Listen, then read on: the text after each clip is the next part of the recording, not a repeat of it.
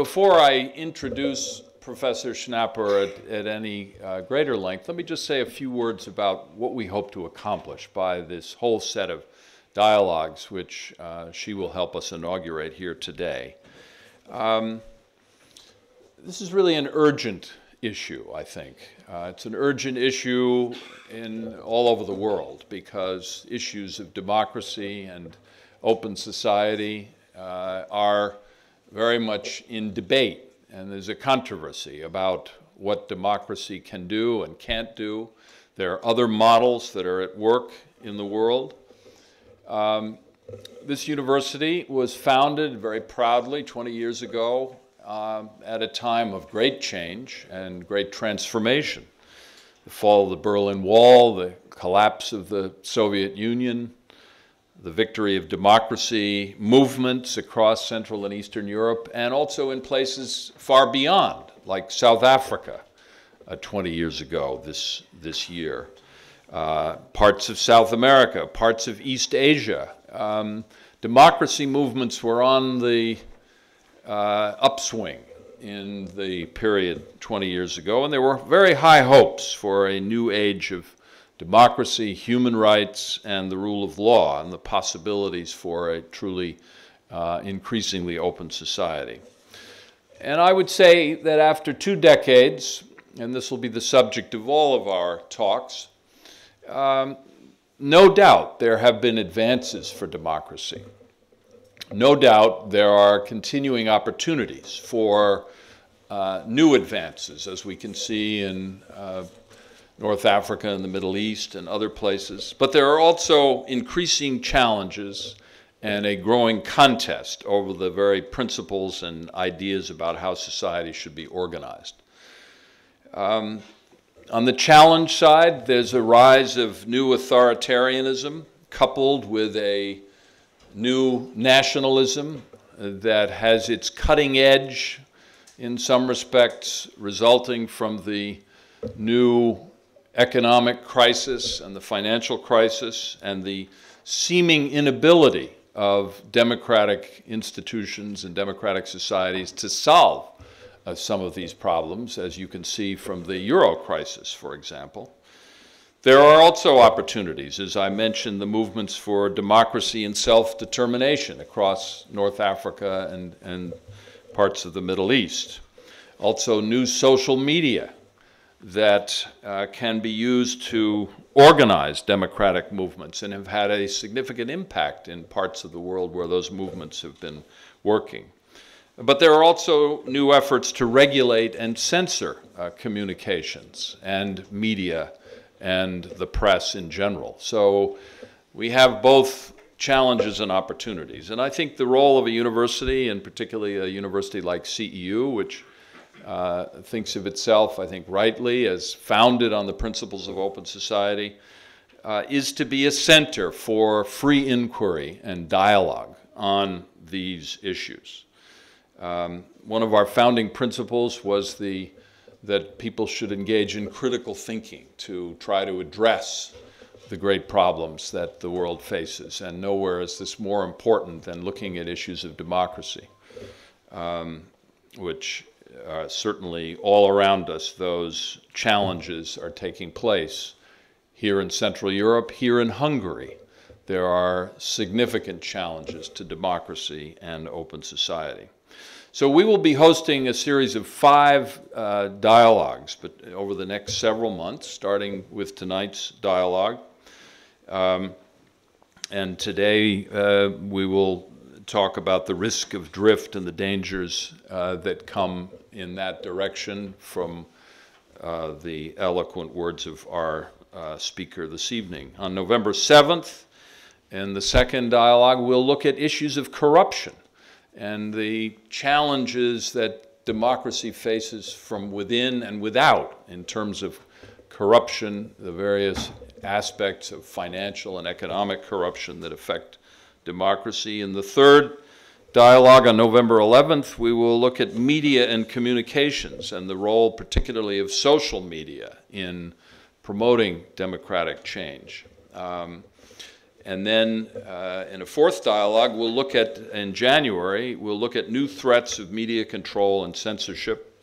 And finally, in March, we'll look at challenges to constitutional democracies and the rule of law that are occurring in various democratic settings.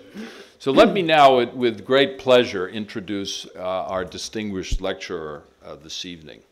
Professor Dominique Schnapper is a world-renowned social scientist and analyst of democracy and democratic principles. She's the daughter of the French philosopher and sociologist Raymond Aron. She received her PhD in sociology from the Sorbonne, and she has long focused on social groups in democracy who are affected by marginality, who are on the edges of democratic life, particularly minority groups and others who are marginalized.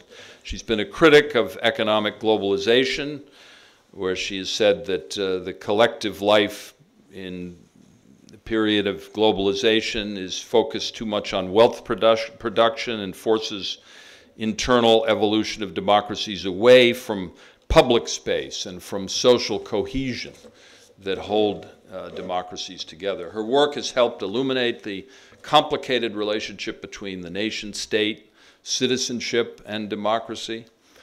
She's published more than 20 books and has received numerous prizes for her groundbreaking scholarship, including the French National Assembly Prize and the Balzan Prize for Global Achievement in the Humanities in Culture.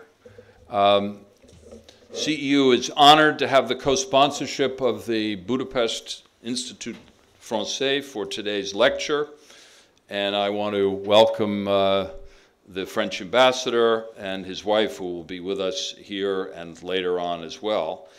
And I want to say a quick word about the circumstances in which, and the language in which we will hold this lecture.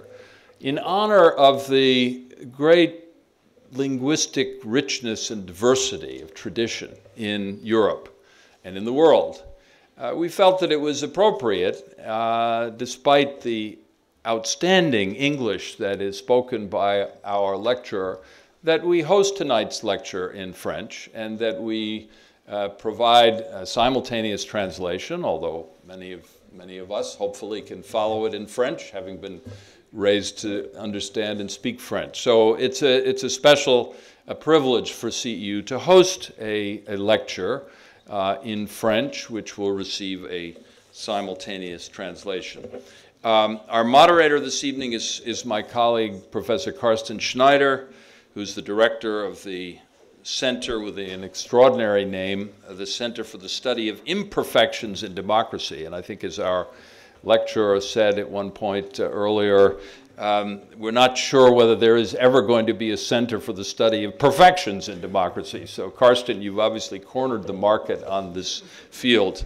So please join me in welcoming Professor Dominique Schnapper to CEU to deliver this first lecture in our democracy dialogues.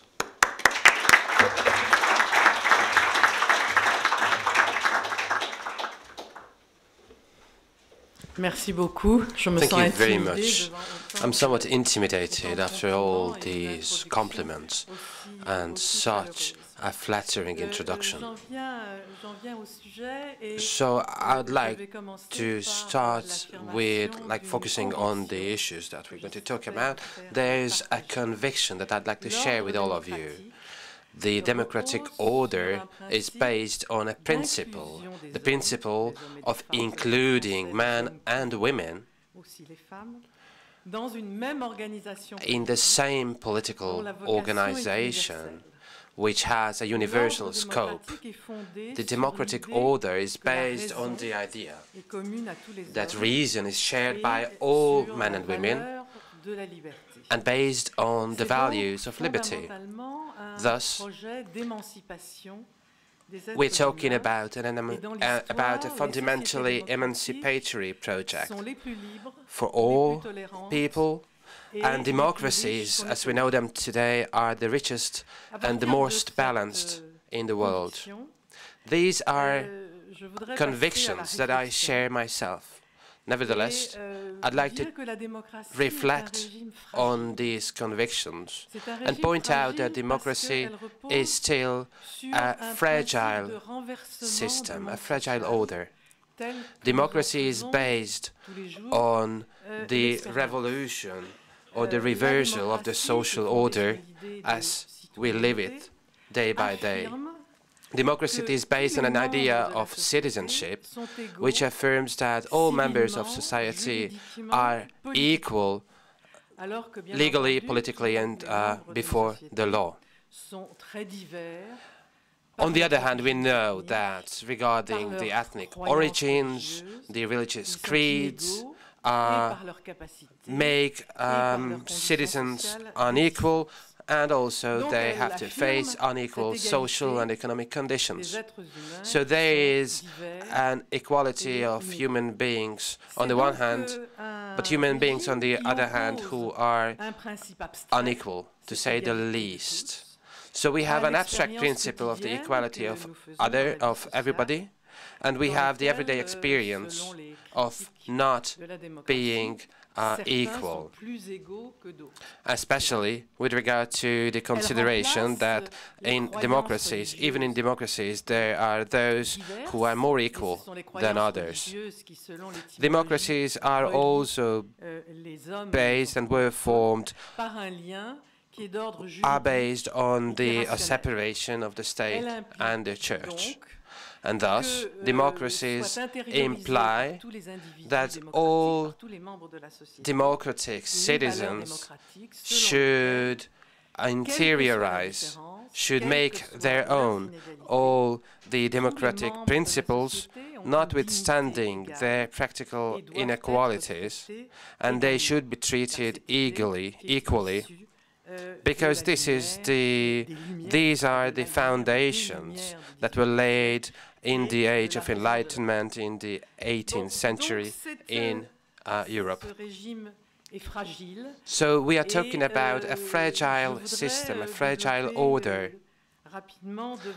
And briefly, I would like to point it out for you that this fragile order has to face two different kinds of challenges. One of them is not having enough democracy or not being democratic enough, and the other challenge is to have too much democracy, to use a terminology from Montesquieu, to have extreme democracy.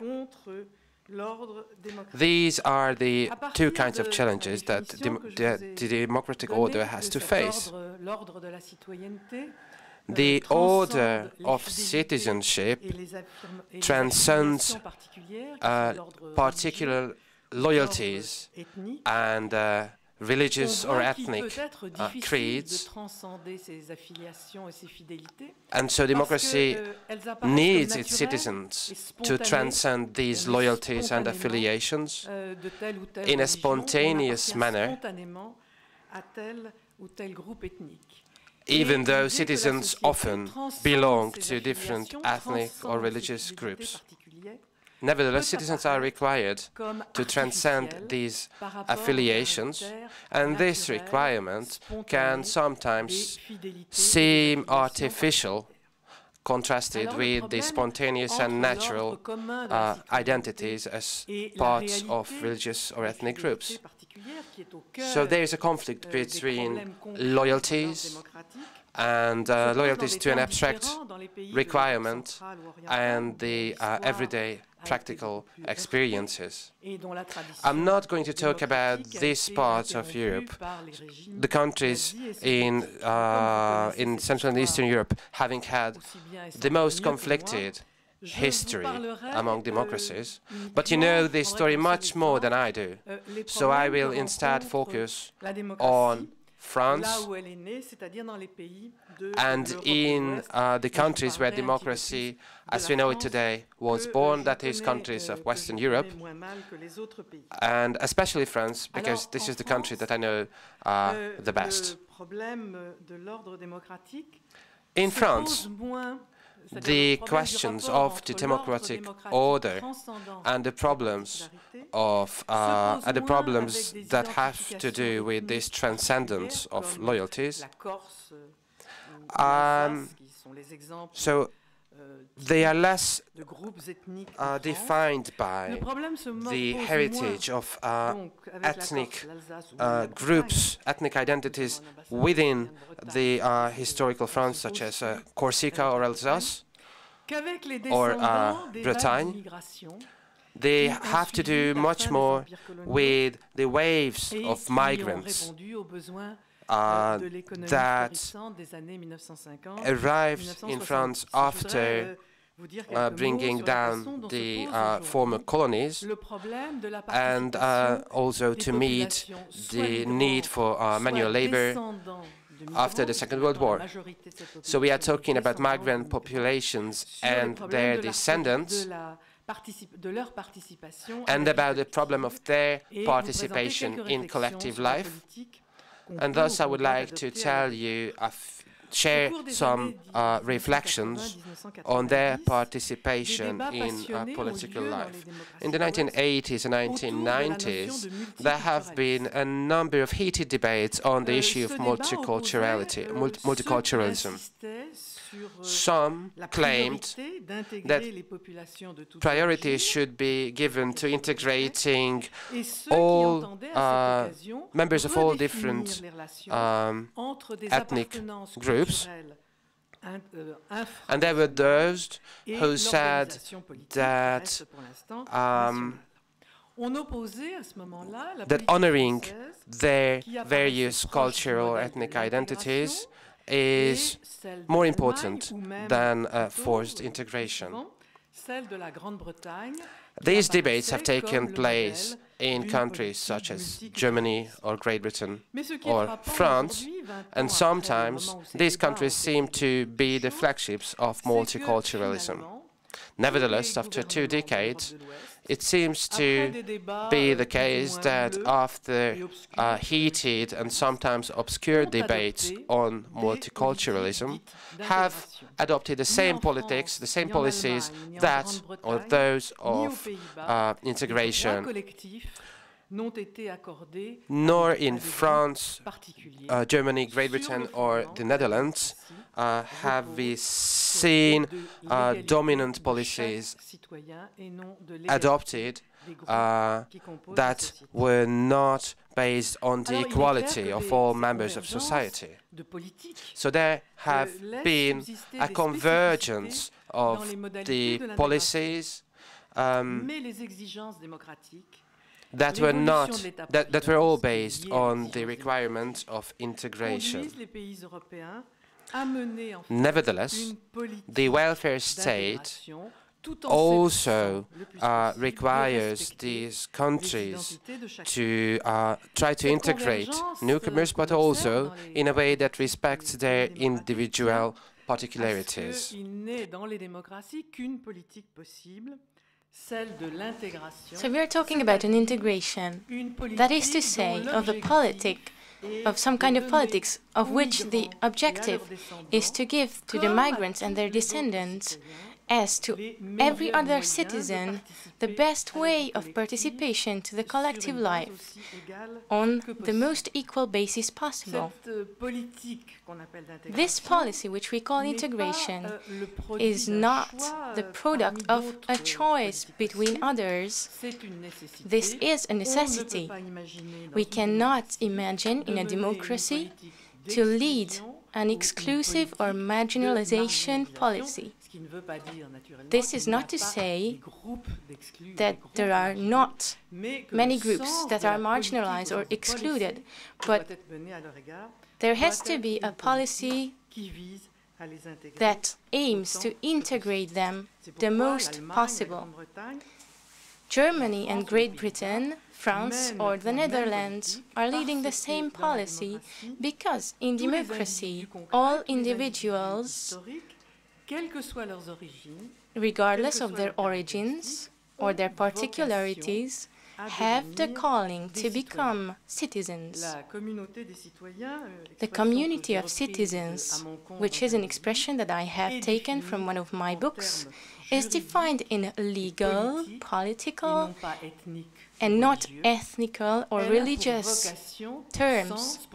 It has a calling, a fundamental principle to give to everyone who wants to participate to the political life the possibility, regardless of their origins or particularities. It is clear that reality does not coincide with ideas, and democracies have much more, and they can hardly respect their own values sometimes. The countries that I have mentioned use or have some kind of aggressive thinking to these groups of ethnicity that we can resume as racism. It is true that economic conditions have made it more and more difficult to integrate socially these groups.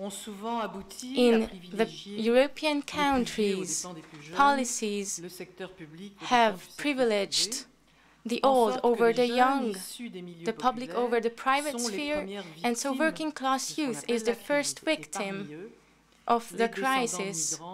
And among them, the descendants of migrants are overrepresented. They are very visible, and in democracy, visibility is important. They don't have a regular employment. They are desocialized in the suburbs of big cities. We have to add that the last migration waves, and France has seen these waves since the 19th century, so that the last waves of migration have come from the sub-Saharan Africa, and mostly from territories that have been colonies, that have a tradition of Muslim religion.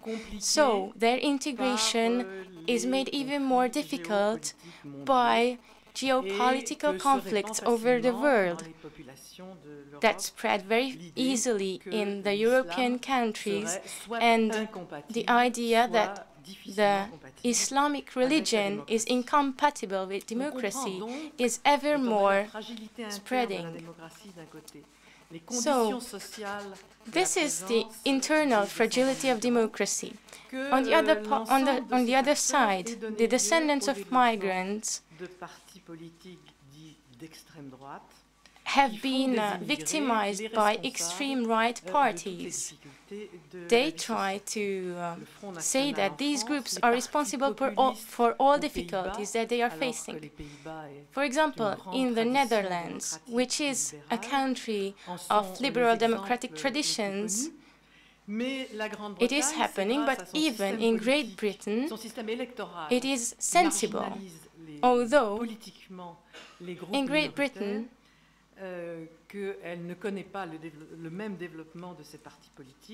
the development of these extreme right parties is less visible because their electoral system is not made to make it easy to be in a party like this. Some populations that have been identified by their origins is treated in a way which is contrary to the democratic principles. Very often, democratic institutions are, however, incapable of managing these problems. So with regard to all these debates in the countries mentioned and observing the evolution of these movements, the question is raised on what should we do, how should we treat, how should we recognize the cultural particularities of the waves of migrants? Is the best thing to do to recognize their individual particularities in the public discourse, or rather should the focus be put on upkeeping, maintaining the democratic order? And as far as the value of democratic values are concerned and the respect for human dignity, the dignity of the other, there's also a further question: what are the limits of respecting each other's identities? The democratic order strives to be neutral regarding the religious and ethnic identities, and strives to respect each identity to the same extent. And this neutrality, which is a slogan, but also to some extent a policy that is actually implemented, nevertheless, it is not always easy to maintain this neutrality and also respect a number of other values. Neutrality, religious toleration and neutrality and cultural neutrality is based on the idea of the equal dignity of all human beings. And it is this very neutrality that democracies can only accept when there's so it is hard to keep this neutrality and not to engage in evaluating or assessing the cultures that are being integrated into our countries. For example, equality of the genders, the forced marriages, the issue of female genital mutilation. These are practices based and founded on the inequality of the two sexes. And so integrating these particularities would actually conflict with the religious neutrality of the state. So, furthermore, there is the issue of the separation of the church and the state. This separation, again, calls for dialogue and some kind of collaboration or cooperation between a religiously neutral state and the various religious affiliations, the various churches in the society. So this is a kind of separation that is parallel to cooperation. And just to give you one example, the French tradition of laicist secularism is not always the model that is followed by other countries. It is still a specific regime of separation and cooperation based on the political neutrality, which is one of the founding principles of the democratic order. We are equally citizens regardless of our affiliation, to religious groups or creeds. And this is true in most Western European democracies, even in the UK, even if the Queen is also the head of the church. Furthermore, the accepting the separation of state and church this is something that we cannot negotiate about. It is something that is really the founding, the cornerstone of democracies. And furthermore, there is a principle that is highly visible, generalized and egalitarian exchanges or interaction among all the members of society is such a requirement. All citizens can talk to each other, can have a marital relationship, can work with each other as employers or employees. So this generalized and egalitarian interchange is, again, one of the basic fundamentals of society, of a democratic society. It is thus one of the principles that has to be manifest in a democratic order which has a universal scope. And for this reason, the French state has adopted a law banning the full veil, the wearing of the full veil, because this is a kind of this is a garment that is in conflict with these basic founding principles of democracies, because it would forbid equal and two-way communication of citizens in a way that would assure equal dignity for the parties. So, again, I've been trying to tell you, to give you examples of the conflict, the dual challenge to a democracy which is either too little or too much democracy. Democracies must integrate members and descendants of migrants in their societies, irrespective of whether they are migrants or not. Democracies are the most tolerant societies towards different particularities. They are most tolerant than all other kinds of societies man has ever known.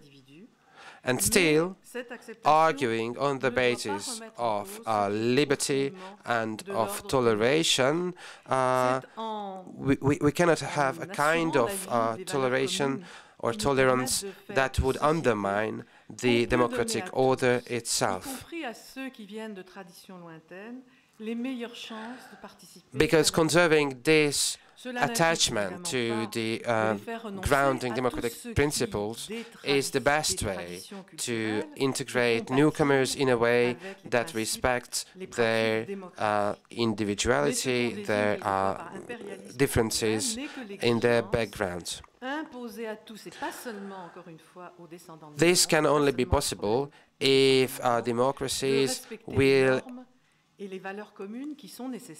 force all members, all their members, to respect each other, to respect citizenship, and to respect equality and participation in collective life. This is what makes democracy possible. There's always a risk of not having enough democracy. We know the example of racism and discrimination of certain minorities, and this risk undermines or threatens democracy. There is also the issue of the fragility of democracy, the threat of having too much democracy. As Montesquieu wrote, we could have, instead of a regulated or ordered democracy, we could have an extreme democracy. That is, democracy can we have to face the possibility of democracy stepping out of the legal and political order, and there's the risk of democracy being extreme and corrupted in freedom can be corrupted in the form of licentiousness and in failing to respect the laws. The autonomy of the citizen can be corrupted in anarchy, and there is the risk of citizens failing to respect the general rules of this democratic order. Thus, democracy has a universal vocation, and is normally striving not to take individual or moral or religious beliefs, but still it needs to respect them. However, democratic people in our societies have deeply interiorized this principle of equality. So they have a tendency to perceive every restriction as a discrimination and every difference as an inequality, every inequality as inequity. And thus, equality might be corrupted into egalitarianism. The equality of all might become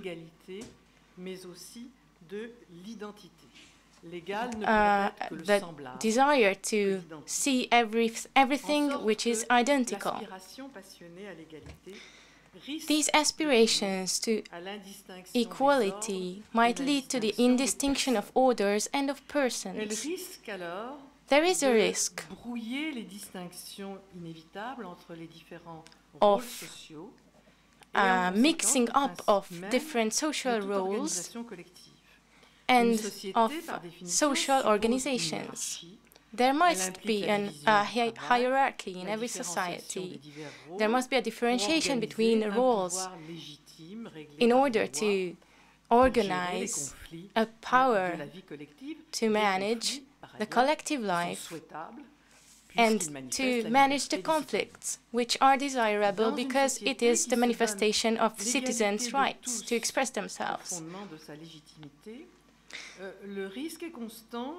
There is a constant risk that individuals who, after having obtained their legal, political and civil equality, will want the identity of all, and they might refuse to admit the competencies of science, of those who are their elderly, the diversity and the difference of different talents that could make social democracy not only mediocre, but also unjust socially.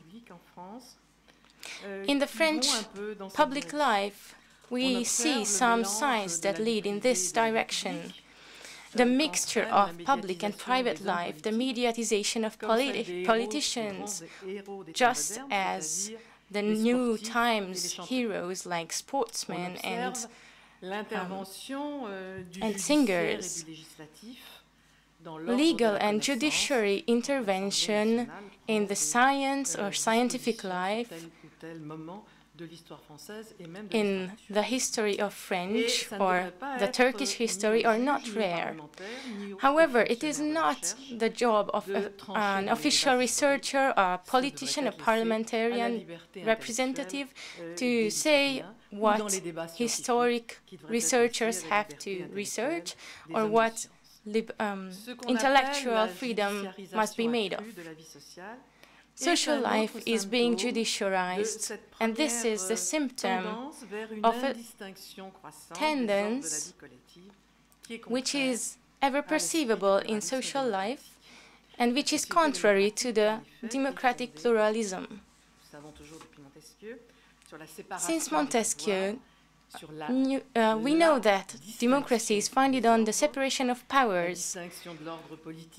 There is a distinction between the state and the church. This is a founding principle of democracy, even if there must be a kind of dialogue between the two.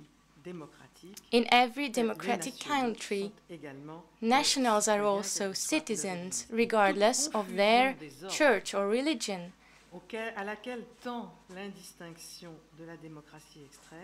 The extreme democracy risks to question the founding principles of democratic order. I will say some phrases of So now I would like to tell you about the corruption of liberty into licentiousness.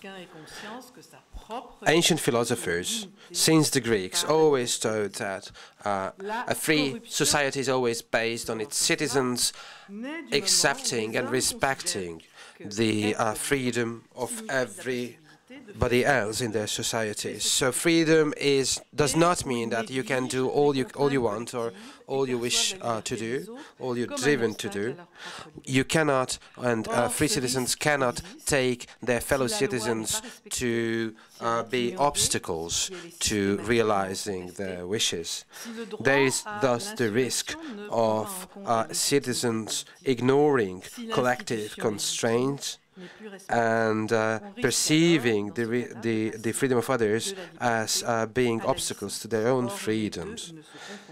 This risk exists where the law is not respected, it's ignored or contested, and when the right to insurrection does not respect political legitimacy. This would be an illegitimate order which corrupts liberty into licentiousness.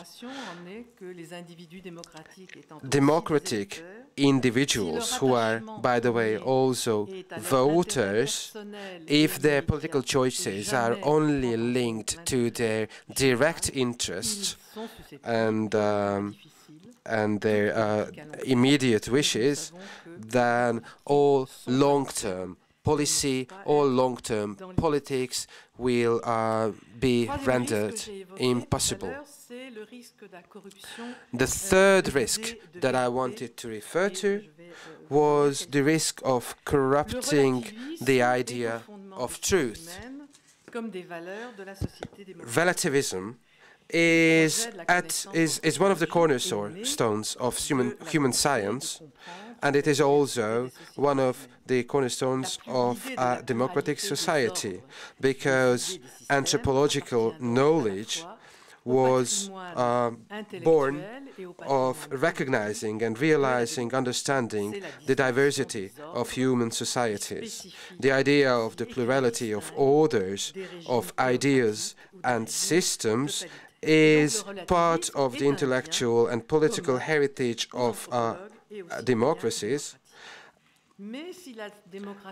and thus distinguishing orders that are political or religious, public or private, and also the separation of the executive, the legislative, and the judiciary are the marks defining democracy, distinguishing democracies from theocratical or totalitarian regimes.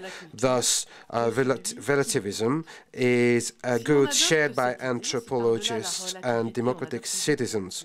But in an extreme democracy, relativism as a way of comprehending the world has the risks, or imposes the risks, of corrupting itself and democracy and becoming a true ideology, that of absolute relativism. So on the one hand, democracy requires universal judgment. On the other hand, it's based on the refusal of this very notion. And again, accepting that all citizens have the same value does not necessarily mean that all ideas, all truths are of the same value. There can be differences in the value of different statements, observations. Thus, we should differentiate between value judgments from factual judgments, analysis from engagement, or the order of justice from that of equality. Tocqueville already stated that everything is but opinion. If this is true, how can we still talk about truth?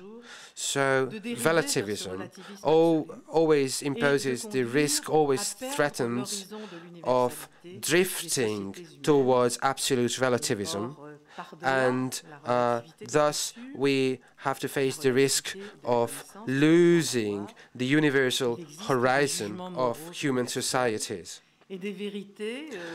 And thus we could face the risk of losing the opportunity, the possibility of voicing universal moral judgments and truths, which even we know our scientific truths to be only temporary and partial, they can be corrupted by the rule of the public opinion, which is spontaneous and informed in a different way from scientific truths. The erosion. So there is a risk of the erosion of every transcendence.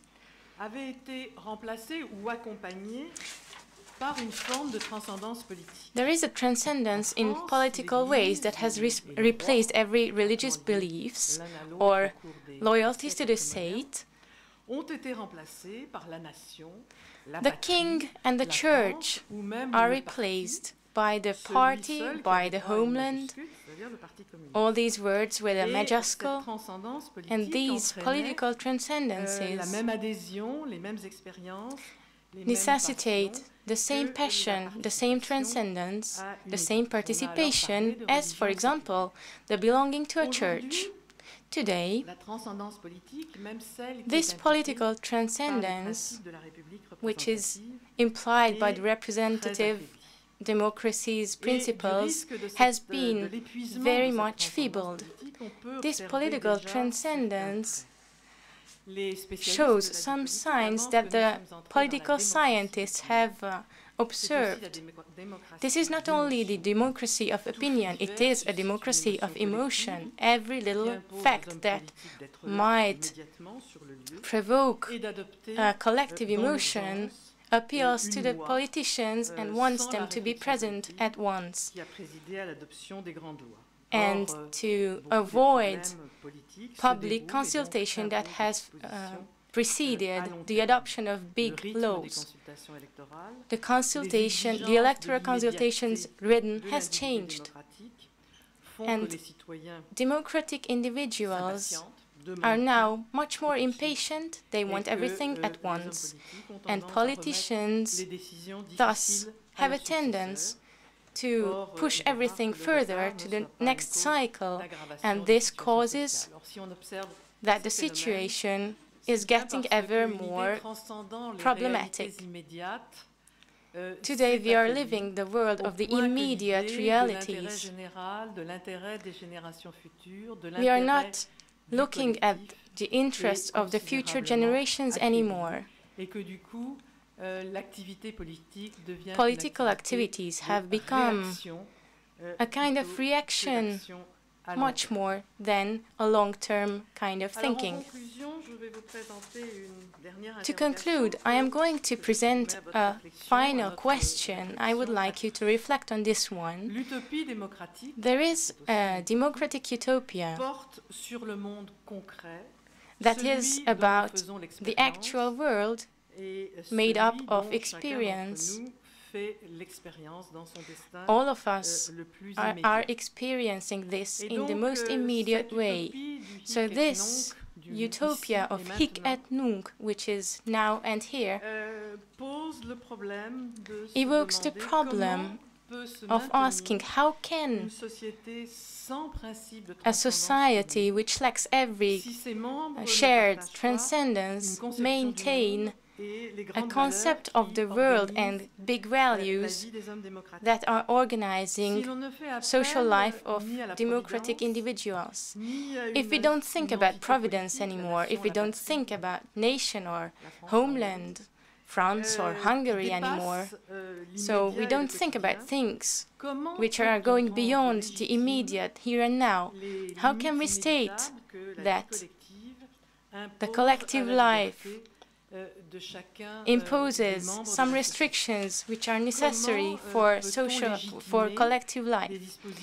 Can we legitimate some dispositions which are needed for the solidarity in society? Can we explain why some restrictions are necessary, which are necessitated by the welfare state, welfare society?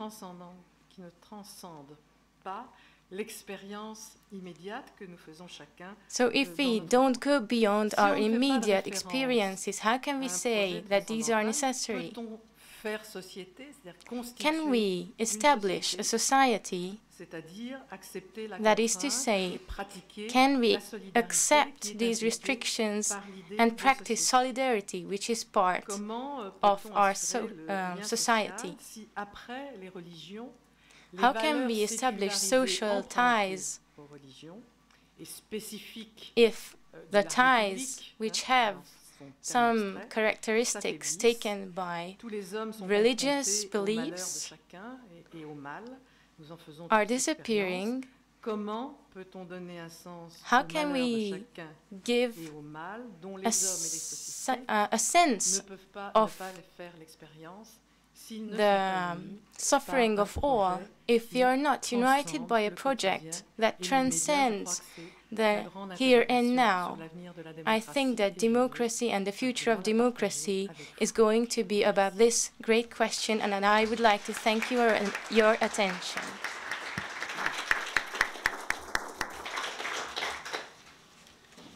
So thank you very much for this very thought-provoking talk. I first have to excuse myself that my several attempts to learn French in a good enough manner don't enable me to lead this debate now in French. So, but I think we can. Be in English. Yes, absolutely. No, but there will be simultaneous translation, so I think everything goes now. And I would like to collect questions at this point, and would like to ask everybody to briefly introduce him or herself.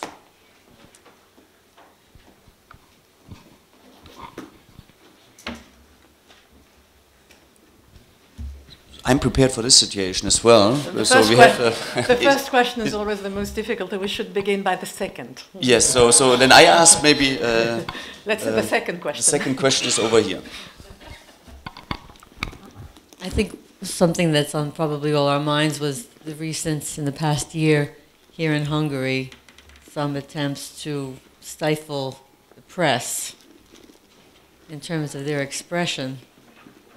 And you, for example, you didn't really talk about the press. Could you make a comment on the influence of the factor of the press in this dialogue regarding democracy? Alors, should I answer now? Should I answer in French or in English? You can do French. I think that's fine. So, freedom of the press is one of the conditions, the preconditions of exercising democracies. Democracies are all closely linked to the requirement of having freedom of the press. So we often protest against bad quality of the press. We often criticize journalists who do not do everything they can to serve the people. But if there's no if there's no freedom of the press, then we can have no democracy at all. It is a precondition of every democratic practice.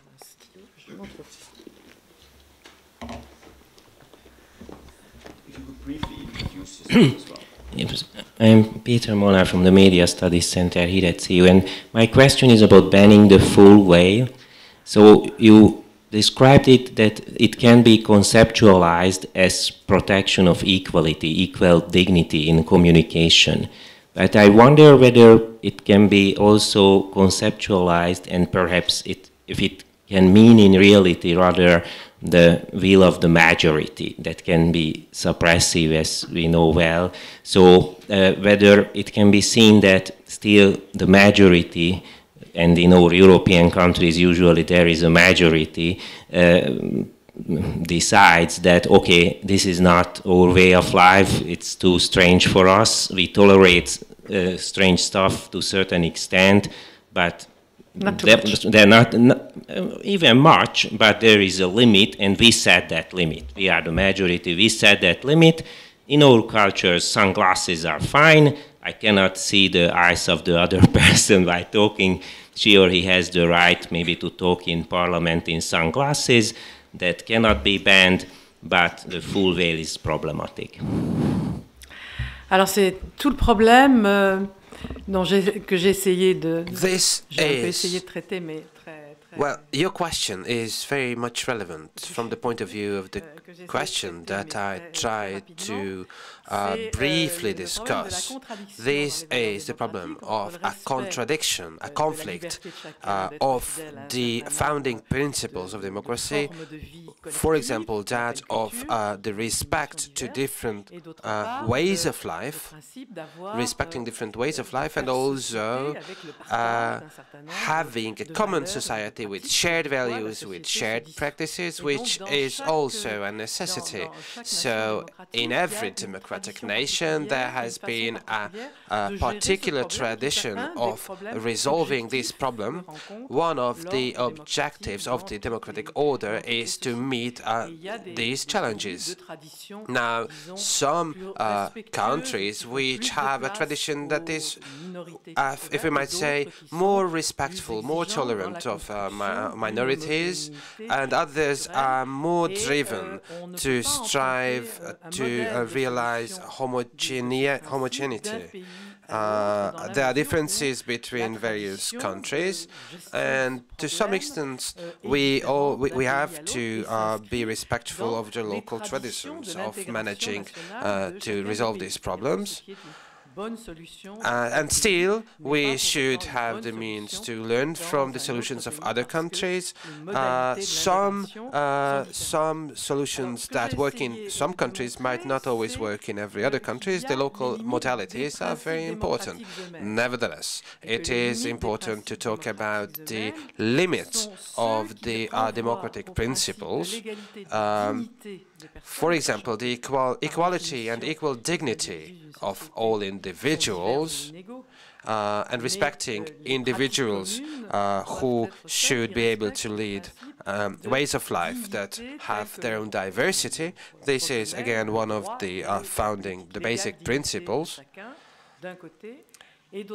But on the other hand, there is a conflicting principle, that of separating the religious order and the political order. I have been talking about separation and cooperation or collaboration, which can again have various different modalities in different countries. Nevertheless, the basic idea is that we are all equally citizens or citizens of equal rank, notwithstanding our religious creed. Over and beyond this, we have to manage and resolve these conflicts. Now, I'm not saying that the French model of laicity would be the model that to follow in other countries. The UK has treated this problem in a different manner. And Sweden, again, worked out a model that is very much different from the two previous models. So we cannot always abstractly define the limits of laicity or separation of church and state. Still, the basic issue is that there are certain ideals that are the founding principles. We have to respect them, and we have to find ways of reconciling them, and our ways of doing that will be different in space and time. Again, discriminating women from men due to their biological differences is incompatible with treating all citizens equally before our law or politics. Nevertheless, even the limits, even the principles on which democracy is based, have some limits, and we should respect also them. Have I answered your question? Good afternoon. I'm Ellen Hume, also from the Center for Media and Communication Studies here at CEU. And my interest is in having you help us explore the issue of elites. Because elites. Yes. The democracies that seem to work when they work seem to have an educated elite, a group that takes responsibility or that decides to inform itself about the details. These are the people who run things. What are we to make of the disruption of elites that goes on due to social media and everything else? How are we to look at the role of new kinds of elites? Are you thinking about elites? Is there something you can help guide us about this? Well, except a very good university like this one. Je veux dire, la démocratie suppose pas seulement democracy. Of course, there's need for elites in democracies, but democracies go beyond that, and democracies actually require uneducated people. Democracy is a regime where the people governs itself, so we need to make sure that the people is educated, and thus education is one of the basic challenges democracies are facing. When we talk in an academic setting, we often talk about the scientific standards and the necessity to keep these standards. Also, the issue of financing education, whether it should be provided by the private sector, by companies or the state. Of course, these are questions that are not only relevant to democracy, but they are relevant to different kinds of capitalism in the present global order.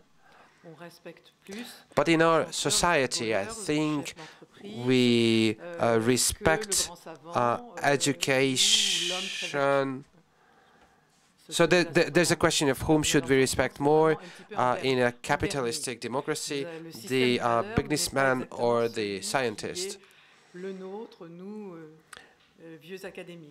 So sometimes we academics, of course, we tend to focus on our own sphere. Nevertheless, I think what is really needed is a transformation, and what we are seeing is a transformation of education. So we should not see decadence everywhere. We should interpret as a transformation, and which actually needs to take place at the university level as well. So in a democracy, it has been shown that the number of people with a degree is much higher than in any other kind of society known. Nevertheless, there has been a transformation owing to the changing nature of elites. However, I think the basic question is not the rise or the development of the elites, but the evolution of knowledge in society, also like the education of people. Challenge you maybe, or ask for further clarification on some points you mentioned towards the end of your talk, and then also ask one reflection on probably the general message of your talk. So, towards the end, you talked about political emotions used as instruments, and I do fully agree. Though I am not sure whether this is a universal issue in all democracies, or whether there is some even geographically distributed pattern here. So maybe in Scandinavian countries that is less the case than in the Mediterranean. Sure. But nevertheless, I do see this as a problem. But I wonder whether this is not more actually a consequence rather than the cause for a democratic deficit. And the real cause is that parties, politicians, and maybe even citizens don't really distinguish themselves anymore in normative terms. So there is no real big debate anymore where society should go. Politics is seen as just executing necessities that are mostly dictated by the economy, and nobody really talks about whether this is true or not. So this is the first set of smaller points that then follow. Is then you also said that voters are impatient. I think they are alienated. Most of the voters or citizens stay at home and don't participate. This somehow is masked by the fact that now extremist parties might gain, but this is actually a small section of society that is active, and they are impatient, but the majority is not impatient. They are disillusioned maybe. And importantly, you also then raised the question which identity we should have, and I'm not sure whether I heard you saying that it might be an option to go back to be proud, more proud of your own country and proud of being a French or Hungarian. So I would suggest that we should explore the possibilities of feeling more European. That is not very fashionable now and seems to be almost utopian, but I think this is the only way out. And I promise this is the last question, but it is related. No questions because I'm forgetting the first ones. In your title it says there's the risk of drift. So that means that so far we are doing fine, but now things are getting worse. So my question would be, when according to your vision of democracy, which is always an unfulfilled promise, I fully agree with you, but when in history, in which time and place do you think we came closest to it? Because I think this answer would reveal your particular vision of what democracy is, because this is a word that has so many meanings that it would be important to find out which is yours. Yes, and sorry for those. Si j'en oublie, vous me le rappellerez. Hein, je crois que j'ai noté. So if I forgot to answer some of the questions, feel free to remind me. First of all, immediate reactions in politics. These are cause and effect at the same time of the electoral system that we have. Now, of course, we need elections. We need to be able to give people the opportunity to replace, to change the government. But I think it is, having a system based on general elections leads to this short-term vision. Sometimes in France, for example, when we have the election, you have a tabula rasa for 3 or 4 months, and then everybody starts talking about the next elections that are going to come, and the politicians' actions are often defined by this short-term thinking, and very often political action fails to take place because elections are coming again. So in this sense, there is the requirement of having regular elections, but sometimes we have to pay the price of having less good governance. Now, the emotion that I have been referring to, maybe that is more characteristic of southern countries, that is, countries of southern Europe as opposed to northern Europe. Nevertheless, there's always the risks of having of politics being defined by nothing but the immediate, by the here and now, and the danger of this immediateness leads to a climate where the shared projects, which could lead us out, which could transcend the immediate demands, when the way out is not found and we fail to transcend the problem of immediateness.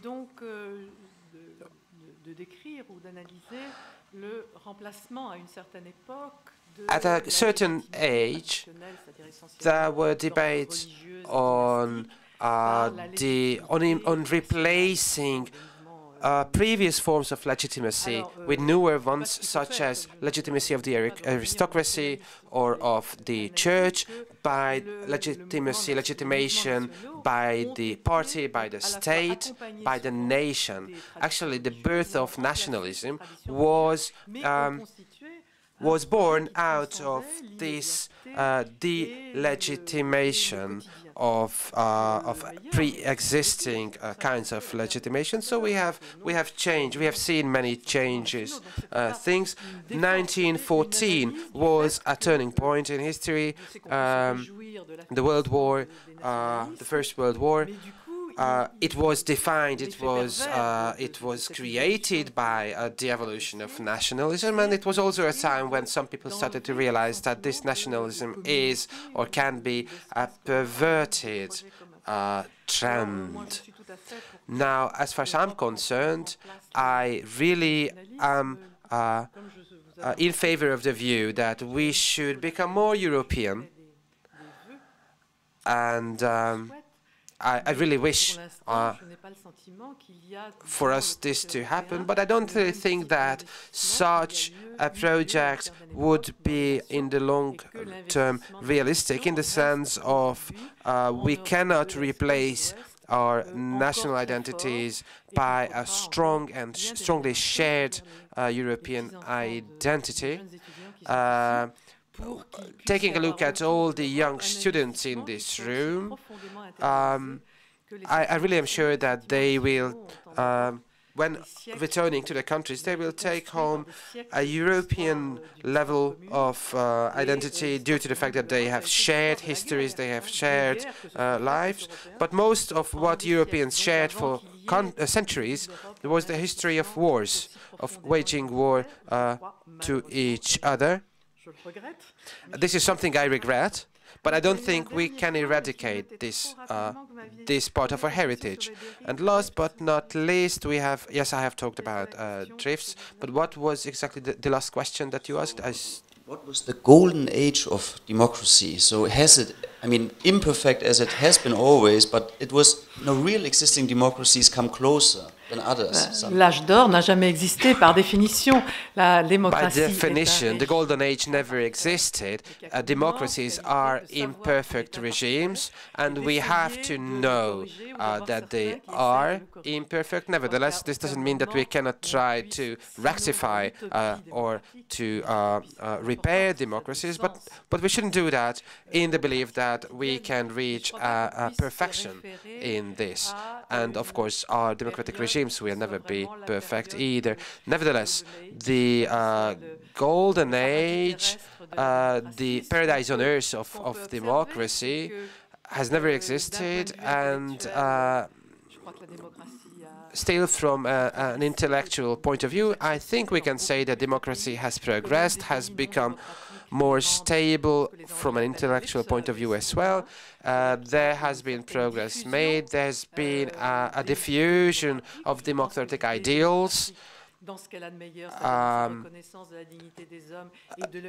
recognition of people's dignity, of individual human beings, value, equality before the law. These are ideals that I think are more shared, but that there's never been a country at a certain time of history that would have been perfect in realizing these conflicting ideals of democracies. And perfection is always a lie of the autocratic or totalitarian regimes. So I think, yeah, we have the problem of learning how to live with each other. Democracy is one way, it's a good way, but it's not perfect.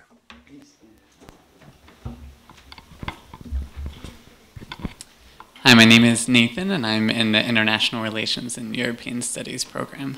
I apologize if this sounds like an issue of semantics, but the value of tolerance within democracy is highly problematic, as it creates this hierarchy of power, and that those who do the toleration. How do you suppose that we overcome and deconstruct and devalue the use of tolerance within this discourse of migration and accommodation. Do you understand the question? Not exactly.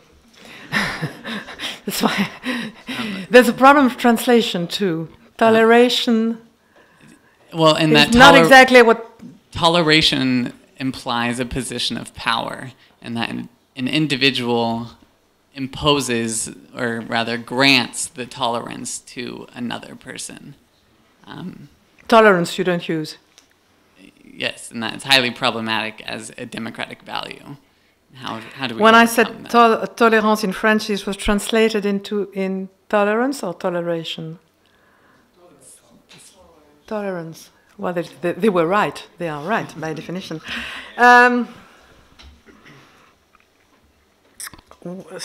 What I meant, what I was dealing with. So what I meant, what I was dealing with, related to this issue, it was whether, okay, so my remark had to do with was the question of how, to what extent can we accept in our society is becoming more and more open and diverse, which actually are proud to be diverse and open. So to what extent can we accept cultural practices and heritages that are conflicted, that are in conflict with the political organization, the cultural heritage of these countries? So to what extent can we take in and integrate different cultural heritages and practices? There could be a point when this respect for difference and diversity would be too much problematic for the democracy. So this question, this is a question that I have been trying to work with. And so yes, we have to accept differences, but isn't there a point where too much acceptance of these differences undermines democracy? Democracies have had a history of being much more tolerant than all other systems, but isn't there a point where there's the risk of having too much tolerance? And cannot this lead to the other basic founding regulative principles of democracy becoming empty? This could lead, I think, to a foundering of the democratic system. Democratic order is really based on the idea of people being responsible for their own fate. And democracy can never be identical to a given religious creed, for example. So, but other than a question of semantics or just translation, this is really the problem that I've been struggling with. Do I answer your question? Not really. Do I answer? Yeah. Good. Thank you. There's time for one more question. Please.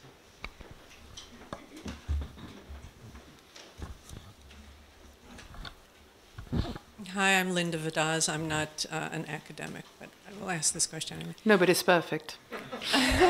Can you envision, and you and I are of a certain age, older than the students in this room. I'm afraid so. Yeah. Can you envision a time when there would be a Muslim majority in France, and they would that be going beyond what you, I can't remember the term you used that Montesquieu. République réglée, or corruption. No, not corruption, but too much democracy. Can you? Yeah, that was mine. Okay, your term. Do you think if there were a Muslim majority in France, that would be too much democracy, where they would maybe impose the hijab on, they would allow the hijab to be used, the full veil among citizens of France? Would that be too much for you to accept? Alors, si...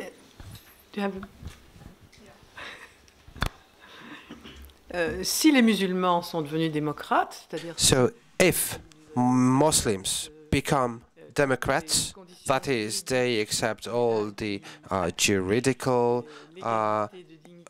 requirements, respecting the dignity of all citizens and the separation of the political and the religious field, then there is no problem in this sense in having most French citizens being belonging to the Muslim creed. Now, this is the theoretical answer. So, yes, of course, I mean, we can talk about the problem of the Muslim population, changing and developing, and there is some work by some people on helping this population to really interiorize these norms of democracy. Now, on the other hand, we know of a previous example, for example, that of integrating the Jews, who only received freedom to take on different kinds of jobs or to take on public positions in 1791. And there was an important intellectual work that needed to take place in society to convince non-Jewish citizens that this would not mean the ruin of the French society or state. So yes, we have variances in the cultural heritage and the political traditions, but I think in the 20th century, the answer to this problem, or the theoretical answer to your question, does not guarantee that on a practical level this would actually work. So theoretically, the majority of citizens being Muslim would not be problematic from my point of view. It would not be an extreme democracy, but there's nothing to guarantee at the theoretical level that these traditions could be made compatible. The different political or religious traditions also need to learn and transform themselves so that they become compatible with the democratic regime, but there's nothing a priori that would exclude such a development. And still, one can say that maybe it would be more difficult for one or another ethnic group or religious group to make this kind of transition. So I think also on behalf, we have to stop, unfortunately. This is the instruction I was given. It's 6:30 exactly now. So we have to stop. But I would like to thank you once again for your talk, also the very enlightened discussion we had afterwards, and I think I speak on behalf of everybody here in this room.